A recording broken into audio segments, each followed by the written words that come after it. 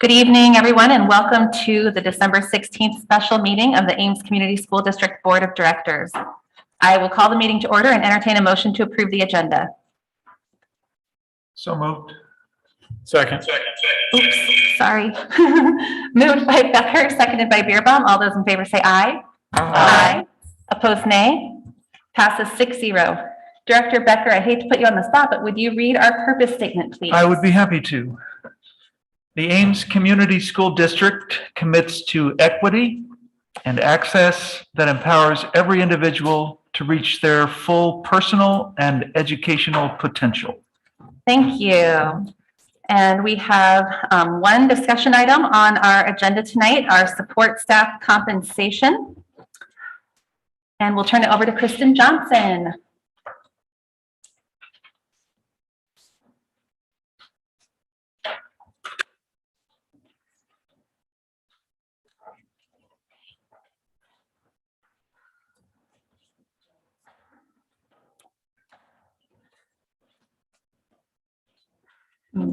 I don't think so. Yeah. Thank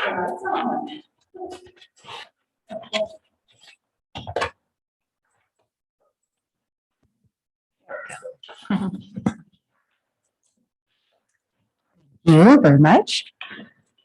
Okay, so a new discussion item, another approach to trying to help with our staffing. So if you read the summary, we're going to be looking at a mid-year wage increase for our support staff. We haven't made any decisions yet on what we would recommend, but we wanted to kind of get it on everyone's radar ahead of time. We've been doing some comparable research in the area. The issues, for us as a district, especially with our custodians and our EAs, but we're looking at something to make sure that we are being fair across the board to all of our support staff. So I guess we wanted to bring it to the discussion to the school board so that you would have a heads up that we're going to bring something to you specific down the road. And we wanted our community and our employees to know that as well. Could you remind us what the starting wage is for those classifications?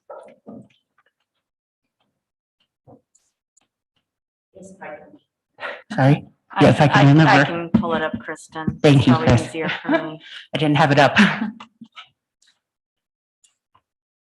So again, what we bring to the board is just the starting wages. You've got to understand that most of our staff is above that because they've advanced each year. So for a regular EA, regular ed EA, I shouldn't say regular like they're not, we have non-regular EAs, but regular ed EAs, it's $11.60. For level 1 and 2 special ed EAs, it's $12.05. And for level 3 EAs, it's $13.60. We have a separate rate for the EAs at Northwood. Northwood's funded by a combination of special ed and the statewide voluntary preschool, and they start at $12.90. Also within that EA meet and confer group are our health associates, and they start at $15.05. We have some other groups that stand alone, media technicians. There's 2 of them actually. They start at $13.70. Our clerical group starts at $16.16. So that would be the meet and confer staff groups. We also have a couple groups, other groups that are meet and confer, but they don't have a starting wage that you approve. They're hired on market value, that being professional services and technology. The custodian and maintenance group have been part of the PPME bargaining unit. That unit was not renewed with their certification vote this fall, so that union has been dissolved and will become a meet and confer group. The custodian 1 starts at $13.82, the custodian 2 at $14.01, and the custodian 3 at $15.87. I could go into the maintenance, but the EAs and the custodians are the 2 groups that were really concerned with being able to replace at this point. We would anticipate that any recommendation that we bring would be to all hourly staff, except those that might be, we have a couple that are set by contract, and those contracted amounts can't change. We're still trying to determine what the best rate is. Every time we turn around, some school districts doing something. There was an article in the Gazette last night that popped up on my Facebook page. I don't know why. Sometimes I think Facebook knows what I'm thinking, let alone what I'm searching. That said the Cedar Rapids School District is increasing $3 an hour. I have no idea what their starting wage is. So we're still looking. Obviously, anything that we do mid-year was not budgeted. I do, and I hope that the first meeting in January, we're going to do a presentation on spending authority, because I think that's really important for the new board members to understand spending authority and how we're restricted on that. So we do have in the write-up that anything that we do will affect this year, will be out of cash reserves this year. Now, it's not going to be a full year cost, obviously, because it's only going to be for second semester, and then hopefully getting some of those people hired will, as well. So it's not going to be the full year cost. And then it will come out of unspent authority. We have quite a few things that are hitting unspent authority this year. So it is of concern. And it's not an emergency, but is something we have to keep in mind as we make decisions. And then, of course, any decision that the board would make on mid-year, we will have to account for as a recurring cost when we did the 23 budget. And then whether we can do additional increases July 1st is going to depend on a lot of things. We don't have any idea where the state percentage of growth is. The rumor is that if 1% is probably going to be the ceiling. And we don't know what's going to happen with district health insurance at this point. So those are the two big unknowns. So just to clarify, and I apologize if this was in the agenda, but are you proposing increasing the starting wage or an increase for everyone in these categories? It would be an increase for everyone. Okay. It's just that the only thing you really approve is the starting wages, because that determines. So, we have employees who have been here 15, 20 years. They're going to be far above those starting wages. Right. But if you don't give that increase to everyone within the group, what you could end up happen is a brand new person making the same as someone who's been here 3 years. So there's no other way to do it. We looked at many different configurations, and from a fairness standpoint, the only way that it really can be addressed is to give everyone the same increase. So. And how many, so you're talking about EAs and custodians primarily. How many staff does that affect? Well, we're not talking about just them. We're talking about all. So we have, you're making me do math in my head. Let's see, 40, 180. Probably about 200 staff members. Now that's FTEs. So that's not people, that's FTEs. Since we're understaffed right now, do we have some savings from our being currently understaffed? We have some. Now, the majority of the cost is going to be in special ed, and special ed doesn't help us from a budget standpoint at all because it all flows through the special ed deficit. Okay. So the savings, if there was anything on special ed, would just be the effect of the special ed deficit, which we have to levy in property taxes. Unfortunately, especially in the custodial ranks, we've been doing mandatory overtime. And so we're not seeing the cost savings that you might have thought. The cost savings are real and will help with the spending authority issue this year. I mean, there will be some, but on the other hand, we've got two fairly high level positions that we're paying double. We've added some positions at the high school. Some of it is also already committed to the retention incentives That's true. that were approved. Retention, you said? The retention incentives and the Oh. hiring incentives and the referral incentives that had been approved I see. earlier this fall. So again, depending on how this moves forward, a rough estimate, and this is still pretty rough, and it could shift if we adjust what the recommendation ends up being. But we were looking at a potential impact second semester, probably in that $125,000 to $150,000 range. And I'm not comfortable. I've annualized it for next year. yeah. That's what I'm concerned about, is accounting for the recurring costs, because even if there's cost savings this year, that savings is a one-time savings. It doesn't help us with the recurring costs in the future years. So probably around that $350,000 range on an annual basis,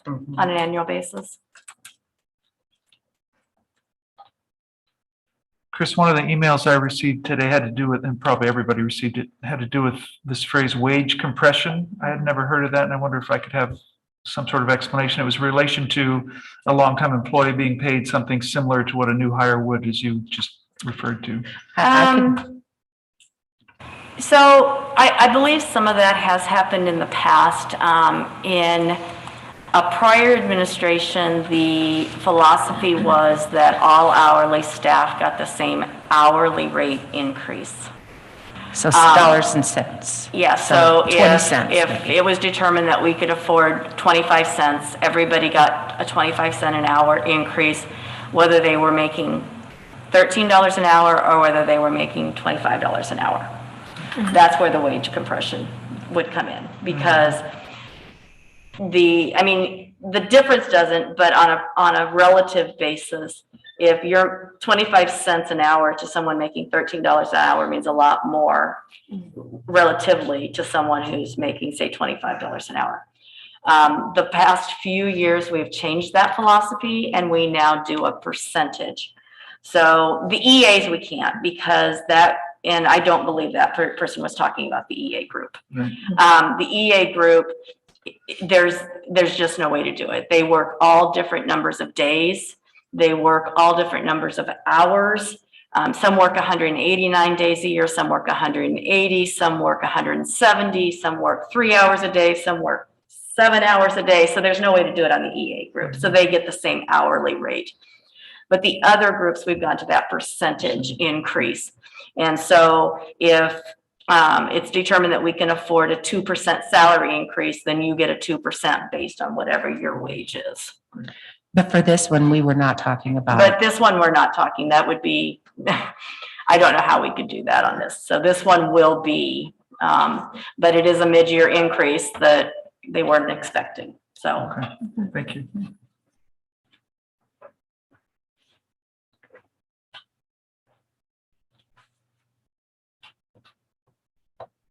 Any other questions? All right, thank you, Kristen. We will move on to our action items, and our first item is our proposed changes to daily schedule and instructional hours. I move the board approve the adjustment to the school day hours as presented. Second.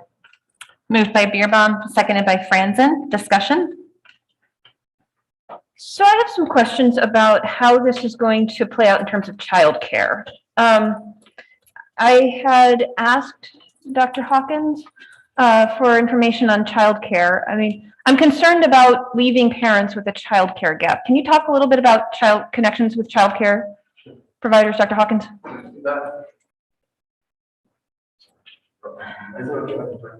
Yeah, that's fine.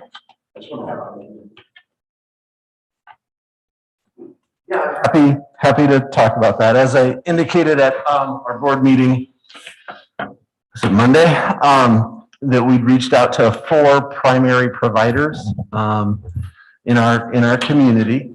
And as you maybe saw from that information I provided, 3 of the 4 did indicate anxiety or concern about their own staffing levels, right? So in other words, they're having some of the same issues that we're having that are prompting the suggestion. The only one who did not indicate that they were concerned about having adequate staff was the Family Martial Arts Center. They indicated, because they do some transport, that they were concerned about maybe making those schedules coordinate, but they felt they had adequate staff to accept kids. But those other three primary providers did indicate they're already running a little bit low on numbers. And at least one of those providers indicated that it would have a financial implication for them because they would have to hire people to come in earlier in order to watch our kids. Right. So do you have thoughts about how we deal with that? I have thoughts, but I haven't had an opportunity to run very far with those thoughts, to be really transparent with you as a board. If we're closing early and our EAs are not going to be doing work for the school, we may have some people who are available to provide support to those. But again, that would be based on their interest. If we have students who are not going to be in school and they're interested in some part-time work, we might have some teenagers who would be willing and able, have that time in their schedule to go provide childcare and have a job. But I have not had an opportunity to vet those ideas with either of those groups, nor make sure that we're taking care of the contractual issues with our EAs the way we need to. Right. I'm really concerned about this childcare gap thing for particularly, and I'm concerned that one of the things that's happening because we've basically, started talking about this on Monday and we're voting on a Thursday. And the parents who may be most affected by this are ones who may not have even had a chance to read their email yet. Because they're the one single mom who's working 2 jobs and who depends on the Boys and Girls Club for her, to take care of her children on a daily basis. And she's may not have even read the email that says that she's going to be facing a childcare gap of 25 minutes starting January 18th. And when she suddenly realizes it, she's going to panic.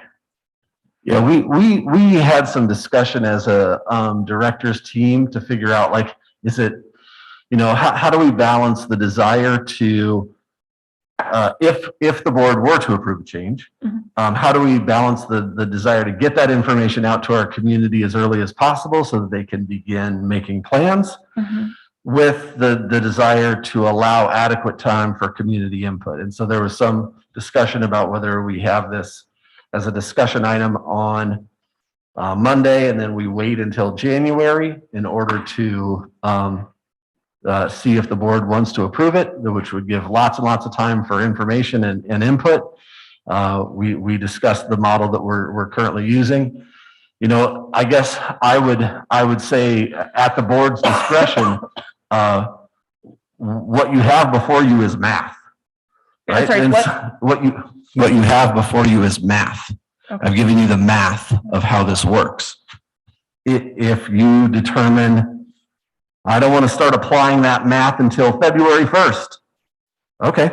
And if you want me to rework the math, I can. If you think, we want to wait until the board meeting in February to see, and I'm just giving you options to say, and I apologize if that's not the right way to say it. I don't need to be giving you options, but I just want to make sure you understand that the math of this works starting January 18th for the remainder of the semester. That doesn't mean you have to approve it to begin January 18th. That doesn't mean you have to approve it to go for the whole semester. If you feel as a board that the community hasn't had the time to give the input that they need or the information, we can certainly work on pushing more communication out as we started to last week, as we knew we were going to be making this having this conversation this week. So if there's more communication needed, we can do that.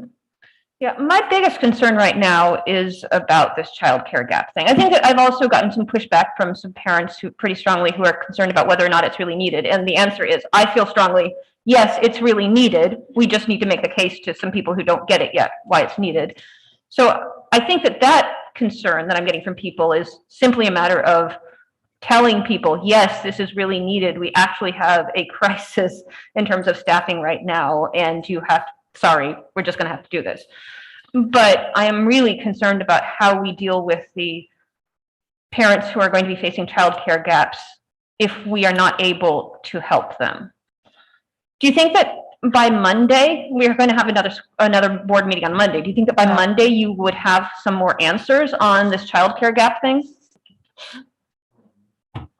I hesitate to make promises to the board that I can't keep, so I can tell you what I can do between now and Monday. I don't know how thoroughly I'll have an answer for you.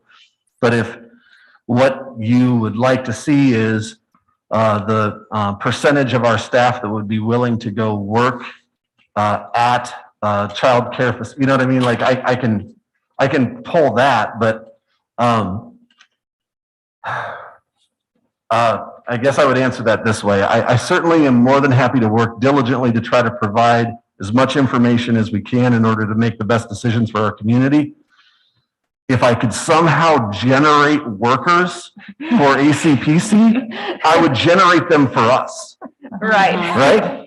And so if I had that ability to turn that around by Monday, we might not be having this conversation. So I don't mean to be flippant or sarcastic in my answer. I will do the best I can, but I don't want to give you a false promise either. No, I understand. I'm not sure I can do that by Monday because quite frankly, I think the resource that we're all struggling for is one that's hard to find. Right.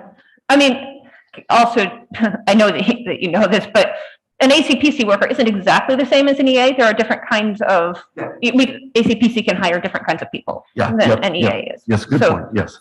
I guess one of the ways I'm looking at this, and possibly those of us that have had to make these decisions, and they are tough over the past 2 years of changing our mode of learning and knowing that it impacts families' daily lives. That's nothing I take lightly at all. And I know our staff doesn't either, and I would imagine none of us do up here. I think for me, when I am approaching this, my area of responsibility is to understand what are we doing to maximize the opportunities for our staff and our students to have success every day. And from what I'm taking from our leadership is that this is an adjustment we need to make, unique adjustment in the middle of the year to meet the needs of our teachers so that we can help them to focus their energies on the things that they need to be doing, which is our kids that they're working with every day. We need to give them this time at the end of the day so that they can do all of those responsibilities that, yes, they have to do to be able to best educate and individualize their instructions and plan that individual instruction for all of our kids. I know it is a sacrifice that we are asking once again for our families. I think if you look at this from a numbers standpoint, and I had somebody point this out to me this afternoon, for them, the consistency of the schedule at the elementary level is very attractive about this. So if you shift and add 60 minutes, because that's what we're doing, right? My math's right, we're adding 60 minutes on Wednesday. Yes, that's correct. And you're taking 100 minutes away on Monday, Tuesday, Thursday, Friday. We're talking about a delta there of 40 minutes. And I understand that there's shifting that needs to take place, but that's why we're giving our families a month to adjust to this.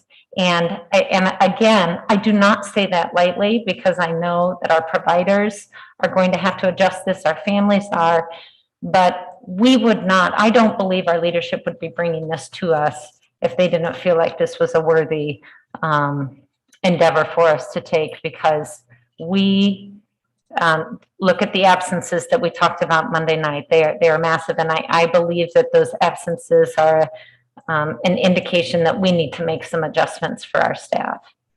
I think one of the things we could do to help the childcare situation the most, maybe as a board, is to make a decision tonight that gives clarity to those organizations so they can begin planning and hiring. Because if we don't make a decision, that delays their planning and delays their action.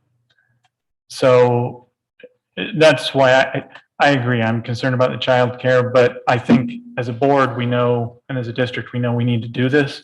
So the sooner we do it, the sooner they can start making those plans, and the sooner we can effectively ask Superintendent Vincent to start working with those groups and seeing if there's ways we can assist and really just start getting the ball rolling. So I would advocate not delaying the decision, but instead making the decision now so we can get started quicker on helping.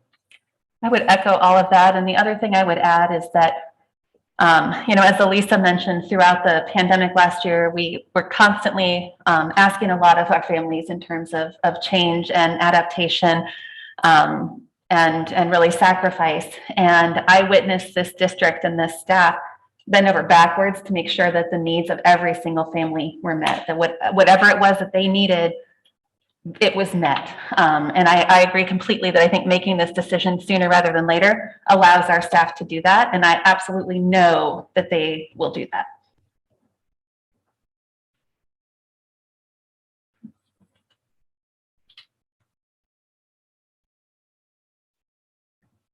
Any other questions? Okay, it was moved by Beerbaum, seconded by Franson to approve the adjustment to the school day hours as presented. All those in favor say aye. Aye. Opposed, nay. Passes 7-0. Our next action item is our staff early notification.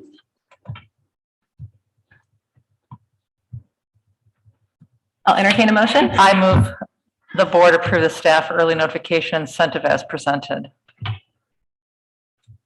Seconded. Moved by Linkaitis, seconded by Smith. Discussion?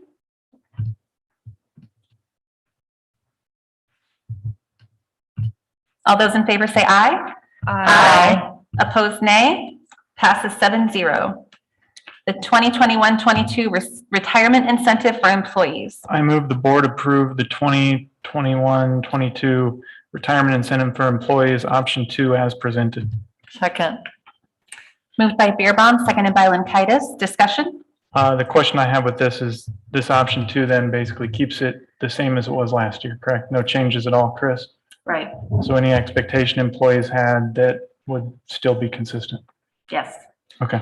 Just to be super clear, that would mean that it would include the support staff. yes. Okay. It would include all employees. Yep. That meet the requirements. There you go. Okay, it was moved by Beerbaum, seconded by Linkaitis. All those in favor say aye. Aye. Opposed, nay. Passes 7-0. And I will entertain a motion to adjourn. I move we adjourn. Second. Moved by Beerbaum, seconded by Franson. All those in favor say aye. Aye. Opposed, nay. Passes 7-0. Thank you, everyone.